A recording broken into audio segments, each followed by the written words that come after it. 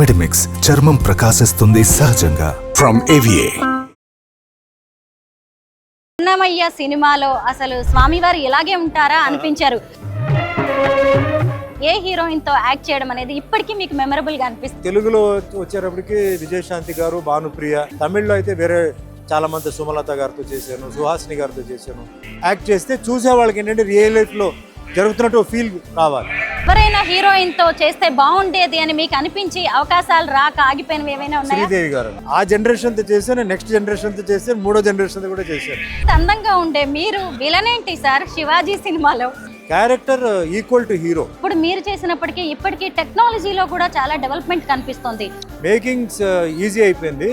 సినిమాలో 2 సంవత్సరాలు 3 సంవత్సరాలు పడుతున్నాయి. అదొకటే బాగా. కొత్త హీరోస్ యాక్షన్ చూసినప్పుడు ప్రభాస్ కావచ్చు, జూనియర్ ఎన్టీఆర్, రామ్ చరణ్, బన్నీ, వీళ్ళందరినీ చూసినప్పుడు మళ్ళీ మీ రోజులకి వెళ్ళిపోతూ ఉంటారు కదా?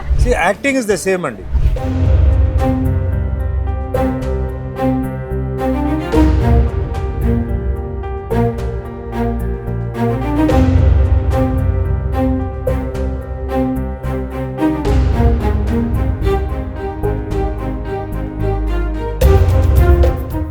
అందరికీ నమస్కారం, నేను Swarupa Putlapalli. Welcome to Suman TV.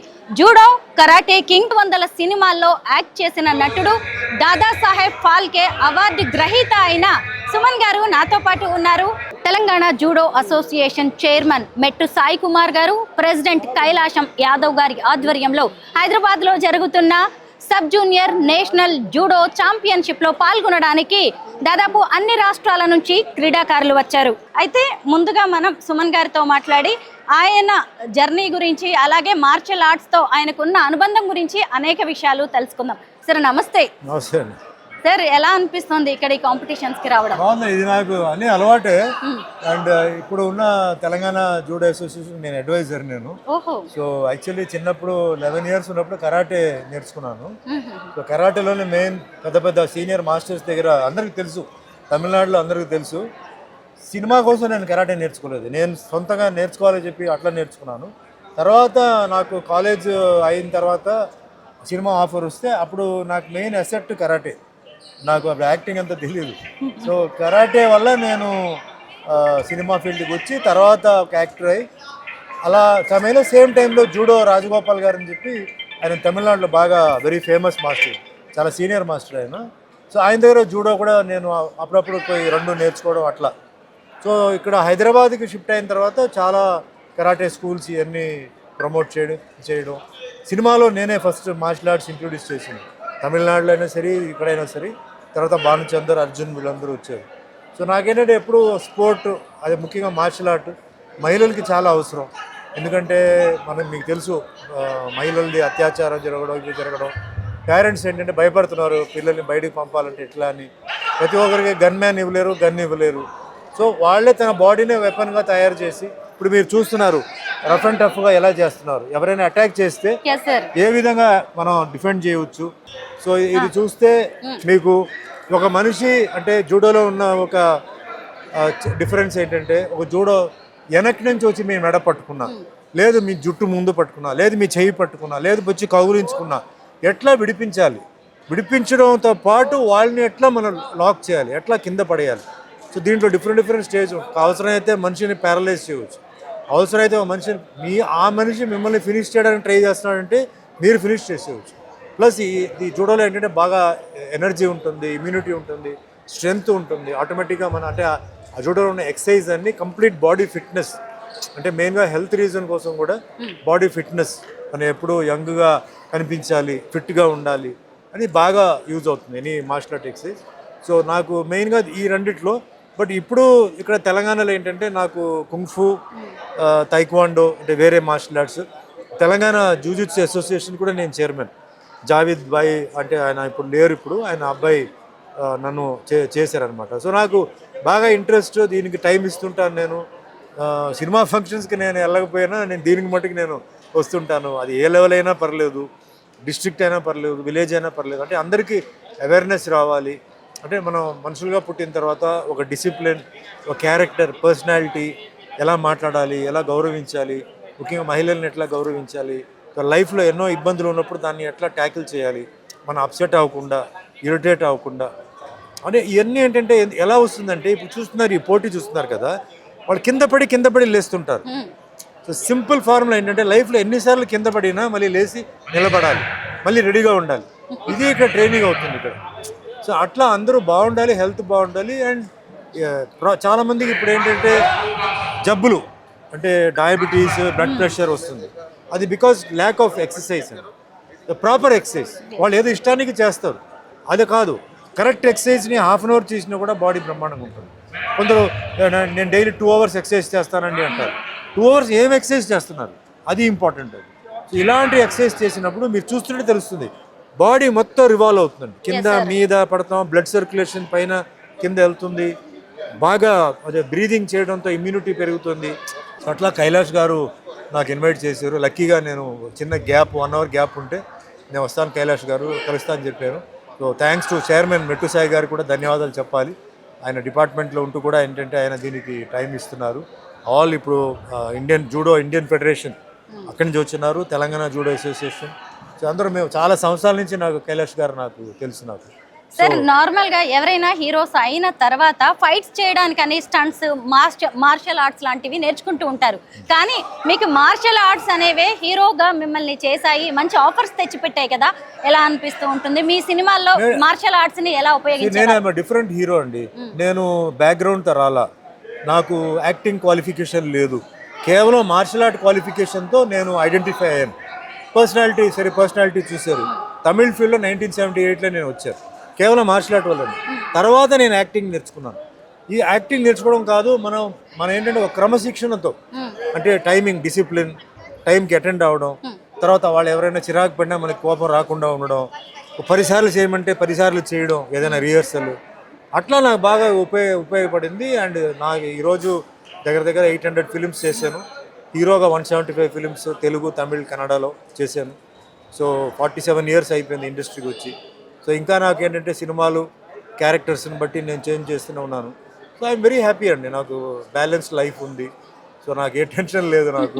So హ్యాపీగా ఉన్నాను అన్నమాట. సరే, యాక్షన్ హీరోగా అలాగే లవర్ బాయ్గా మీరు అనేక సినిమాల్లో యాక్ట్ చేశారు.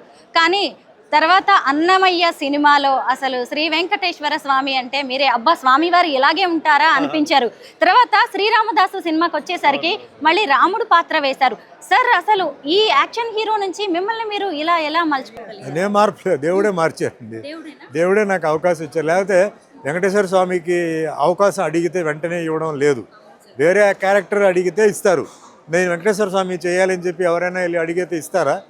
ఆ క్యారెక్టర్ సూటబుల్గా ఉంటే, ఆ క్యారెక్టర్ యాక్టింగ్ చేయగలిగితే, ఫిజికల్గా ఉంటేనే అది ఇవ్వగలుగుతారు. అది డైరెక్టర్ రాఘవేంద్ర గారు ఇచ్చారు.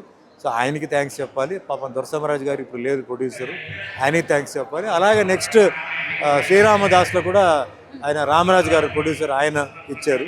సో నాకు ఆ భగవంతుడు అదృష్టం అంటే యాక్ట్ చేయడమే కాదండి, పేరు రావడం, ప్రజల్లో పేరు రావడం, ప్రజల్లో మనసులో అది ఉండిపోవడం. సో ఆ దేవుడు అనుగ్రహం నాకు ఉంది, అది నాకు రావడం నిజంగా చాలా సంతోషం. ఎందుకంటే ఎన్టీఆర్ గారి తర్వాత చాలామందికి రాలా, చేశారు, సినిమా ఆడలేదు. సో నాకు కూడా భయమే, ఎందుకంటే ఎన్టీఆర్ గారి తర్వాత మనం చేస్తున్నాం ఏంటో అని. బట్ దేవుడి మీద భారం వేసి నేను చేశాను, పిక్చర్ క్లిక్ అయింది, మంచి పేరు వచ్చింది. సార్ 800 సినిమాల్లో అనేక భాషల్లో యాక్ట్ చేయడం అంటే చిన్న విషయం కాదు. అసలు ఎలా మీ జర్నీ అనేది కొనసాగింది? అన్నిటికంటే ముందు ఇంట్రెస్టింగ్ థింగ్ అంటే మీరు చాలామంది హీరోయిన్స్లో యాక్ట్ చేశారు కదా, ఏ హీరోయిన్తో యాక్ట్ చేయడం అనేది ఇప్పటికీ మీకు మెమరబుల్గా అనిపిస్తుంది? 2-3 అండి, నేను ఒకరేం చెప్పలేను. నాకు తెలుగులో వచ్చేటప్పటికి విజయశాంతి గారు, భానుప్రియ, ఎక్కువ సినిమాలు చేశాను. తర్వాత మిగతా అందరితో చేశాను, బట్ ఎక్కువగా చెప్పాలంటే వీళ్ళతోనే చేశాను తెలుగులో. తమిళ్లో అయితే వేరే చాలామంది, సుమలత గారితో చేశాను, సుహాసిని గారితో చేశాను, అంటే మణిరత్నం సుహాసిని, అలా చేశాను. కారణం ఏంటంటే మా ఇద్దరిది పేరు హిట్ అయింది. సో హిట్ అవడంతో డిమాండ్, మళ్ళీ ఆ పేరే కావాలని చెప్పి అట్లా చేశాను. ప్లస్ అండర్స్టాండింగ్, సీన్స్ చేసేటప్పుడు మనం ఇలా చేద్దాం అంటే యాక్ట్ చేస్తున్నామని కాకుండా రియల్ లైఫ్లో జరుగుతున్నట్టు మేము యాక్ట్ చేస్తే చూసే వాళ్ళకి ఏంటంటే రియల్ లైఫ్లో జరుగుతున్నట్టు ఫీల్ రావాలి. సో అందరికి అండర్స్టాండింగ్ ఉంటేనే అవుతుంది. సో ఆ విధంగా మా ఇద్దరికి అండర్స్టాండింగ్స్ రావడంతో ఈ పేర్ జనరల్గా విజయశాంతి నేను, భానుప్రియ నేను ఎక్కువ సినిమాలు చేయడం జరిగింది. ఇంకా ఎవరైనా హీరోయిన్ తో చేస్తే బాగుండేది అని మీకు అనిపించి అవకాశాలు రాక ఆగిపోయినవి ఏమైనా ఉన్నాయా? శ్రీదేవి గారు అంటే అప్పటికే ఆవిడ హిందీ ఫీల్డ్కి వెళ్ళిపోయారు. అన్ని అనౌన్స్మెంట్ అయింది, బట్ జయప్రద గారితో చేశాను, జయసుధ గారితో కూడా చేశాను. అంటే నా లక్ ఏంటంటే ఆ జనరేషన్తో చేశాను, నెక్స్ట్ జనరేషన్తో చేశాను, మూడో జనరేషన్తో కూడా చేశాను. వాళ్ళు సీనియర్స్, వాళ్ళు జయసుధ, జయప్రద, శ్రీదేవి చాలా సీనియర్. దాని తర్వాత వచ్చిన జనరేషన్ వచ్చి సుమలత గారు, సుహాసిని, వీళ్ళంతా. దాని తర్వాత వచ్చింది విజయశాంతి, భానుప్రియ, అట్లా. సో ఆ 3 జనరేషన్స్తో నేను వర్క్ చేయడం నా అదృష్టం నేను భావిస్తాను. సార్ ఇప్పుడు కొత్త హీరోస్ యాక్షన్ చూసినప్పుడు అంటే ప్రభాస్ కావచ్చు, జూనియర్ ఎన్టీఆర్, రామ్ చరణ్, బన్నీ, వీళ్ళందరినీ చూసినప్పుడు మళ్ళీ మీ రోజులకి వెళ్ళిపోతూ ఉంటారు కదా. ఇప్పుడు వీళ్ళ యాక్షన్ కానీ వీళ్ళదంతా ఎలా ఉంది sir? Acting is the same అండి. కాకపోతే ఇప్పుడు ఏంటంటే యంగ్ ఏజ్లో వీళ్ళకి ఒక యాక్టింగ్ టాలెంట్ ప్లస్ వాళ్ళకి ఏంటంటే ఒక స్టార్డమ్ రావడం, అది నిజంగా చాలా గొప్ప విషయం. అంటే అది ఎన్ని రోజులు ఉంటుంది మనం చెప్పలేము, కానీ ఆ టైంలో అంతా ఏంటంటే టీనేజ్ వాళ్ళకి అంత అవకాశాలు చాలా కష్టం. అంటే జూనియర్ అని చెప్పేవారు, బట్ ఇప్పుడు ఇక్కడ ఏంటంటే టీనేజ్ వాళ్ళకే ఆ అవకాశాలు రావడం అండ్ వాళ్ళకి సినిమాలు క్లిక్ అవ్వడం. సో ఈచ్ పర్సన్ ఒక్కొక్క టాలెంట్. ప్రభాస్ అంటే ఫిజిక్, జూనియర్ ఎన్టీఆర్ అంటే ఆయన ఎన్టీఆర్ గారు లాగానే యాక్ట్ చేస్తున్నారండి, అల్లు అర్జున్ అంటే ఒక stylish star, dance, Ram Charan కూడా అలాగే. సో అట్లా అట్లా ఒక్కొక్క లైన్ తీసుకొని వాళ్ళ జీవితంలో వాళ్ళు పైకి వచ్చారన్నమాట. అసలు లవర్ బాయ్ గా ఉన్న మీరు, ఇంత అందంగా ఉండే మీరు విలన్ ఏంటి సార్ శివాజీ సినిమాలో? చూడండి, ఇప్పుడు ఒక స్టేజ్ నేను అదే చెప్పాను కదా, 175 ఫిల్మ్స్ చేశానండి. చేసిన వేషాలే మళ్ళీ చేయాలి, సో అది బోర్ కొడుతుంది. ప్లస్ వేరే లాంగ్వేజ్లో చేయాలి. ఇప్పుడు నేను అనేది మీకు ఏంటంటే వేరే లాంగ్వేజ్కి వెళ్ళాలంటే మనం మళ్ళీ హీరోగా చేయాలంటే వేరే లాంగ్వేజ్లో చాలా కష్టం. దొరకదని నేను చెప్పట్లేదు, టైం పడుతుంది. సో నాకు అవకాశం వచ్చింది. రజనీకాంత్ గారు ఆపోజిట్గా director Shankar, AVM production, AR Rahman music. So అది రావడంతో నేను వెంటనే ఒప్పుకున్నాను. క్యారెక్టర్ విన్నాను, క్యారెక్టర్ ఈక్వల్ టు హీరో, అందుకే నేను ఆ సినిమా ఒప్పుకోవడం జరిగింది. రీసెంట్గా కూడా మీరు కొన్ని మూవీస్ చేశారు సార్. అప్పుడు మీరు చేసినప్పటికీ ఇప్పటికీ టెక్నాలజీలో కూడా చాలా డెవలప్మెంట్ కనిపిస్తుంది. యాక్చువల్లీ షూటింగ్ చాలా ఈజీ అండి. ముందులాగా లైట్స్ అదంతా అవసరం లేదు, చాలా తక్కువ లైట్లో చేయవచ్చు. ఒక చిన్న మారుతి వ్యాన్లోనే యూనిట్ వచ్చేస్తుంది. అప్పట్లో పెద్ద లారీలు, పెద్ద వ్యాన్, లారీ, బస్ అంతా ఉండేది. కెమెరా కూడా ఇప్పుడు అన్ని చేతులను పెట్టుకొని అన్నీ చేసేస్తున్నారు. అండ్ ఏఐ వచ్చేసింది. సో టెక్నాలజీని మనం ఏం కావాలంటే చేసుకోవచ్చు. గ్రాఫిక్స్ వచ్చేసింది. అప్పట్లో గ్రాఫిక్స్ లేవు, చాలా కష్టం ఏదైనా అలాంటివన్నీ చేయాలంటే. ఇప్పుడు మేకింగ్ చాలా ఈజీ అయిపోయింది. బట్ ప్రాబ్లం ఏంటంటే మేకింగ్స్ ఈజీ అయిపోయింది, సినిమాలు 2 సంవత్సరాలు 3 సంవత్సరాలు పడుతున్నాయండి. చాలా స్లోగా జరుగుతున్నాయి వర్క్, అదొకటే బాధ. మీ కెరీర్లో కూడా మీరు ఎంతో సాధించారు సార్. ఇదిగోండి ఇక్కడ ట్రోఫీలు ఉన్నాయి. ఇప్పుడు మీ చేతుల మీదుగా చాలా మంది అందుకుంటున్నారు. వాళ్ళందరికీ అవన్నీ బెస్ట్ మూమెంట్స్. ఇలా ట్రోఫీలను చూసినప్పుడు మీకు మీ లైఫ్లో ఏమైనా గుర్తొస్తుంటాయి ఆ మెమరీస్? ఎన్నో ట్రోఫీలు వచ్చిందండి. ట్రోఫీలు తీసుకున్న తర్వాత చాలా హ్యాపీగా ఫీల్ అయ్యాను. బట్ ట్రోఫీలు తీసుకున్న వాళ్ళు ఒకటే చెప్తున్నాను, అందరూ ట్రోఫీలు వచ్చింది కదా అని చెప్పి రిలాక్స్ అవ్వడం కుదరదు. ఇది ఇంకా బాధ్యత పెరిగింది, ఇంకా మీ స్టాండర్డ్ని పెంచాలి. అంటే అర్థం ఏంటంటే మీ కాంపిటీటర్స్ ఇంకా ఉన్నారు. సో లైఫ్లో మనకు ఒక పొజిషన్ వచ్చిన తర్వాత అని చెప్పి మనం రిలాక్స్ అవ్వకూడదు. ఆ పొజిషన్ని మెయింటైన్ చేయాలి. అపోజిషన్ వాళ్ళు ఏంటంటే ఉన్నారు, సో మనం ఇంకా ప్రాక్టీస్ చేయాలి. అండ్ ఎప్పుడు గేమ్లో ఒకటి నేర్చుకోవాల్సింది ఏంటంటే అండి, ఆపోజిట్ సైడ్ని అండర్ ఎస్టిమేట్ చేయవద్దు, నిన్ను ఓవర్ ఎస్టిమేట్ చేయవద్దు. కాన్ఫిడెంట్గా ఉండాలి, ఓవర్ కాన్ఫిడెంట్గా ఉండకూడదు. అట్ ఈస్ గేమ్లో సక్సెస్ అవ్వడానికి one of the main points అన్నమాట.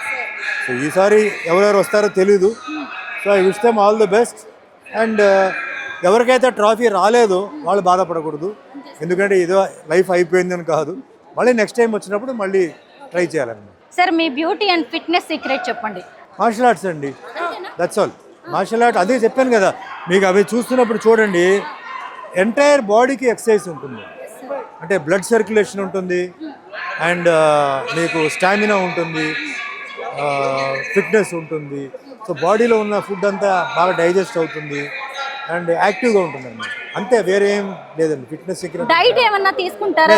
అన్నీ తింటానండి. ప్రొడక్షన్ వాళ్ళకి తెలుసు, నాకు రిస్ట్రిక్షన్ బట్ కాకపోతే weekly thrice vegetarian, weekly thrice non vegetarian, అంతే. అంటే డైలీ నాన్ వెజిటేరియన్ ఉండదు, డైలీ వెజిటేరియన్ ఉండదు. సో కొంచెం బ్యాలెన్స్ చేసి చేస్తానండి, అంతే. తర్వాత ఏ ఊరికి వెళ్తే ఆ ఫుడ్ తింటానండి. నార్త్ ఇండియాకి వెళ్తే అక్కడికి వెళ్ళి సౌత్ ఇండియన్ అడగను. నార్త్కి వెళ్తే నార్త్, ఈస్ట్కి వస్తే ఈస్ట్, వెస్ట్కి వస్తే వెస్ట్. అక్కడ లోకల్కి ఏం ఫుడ్ ఇస్తారో అదే నేను తింటాను. బ్రేక్ఫాస్ట్, లంచ్, డిన్నర్, అంతే. Fruits, vegetables.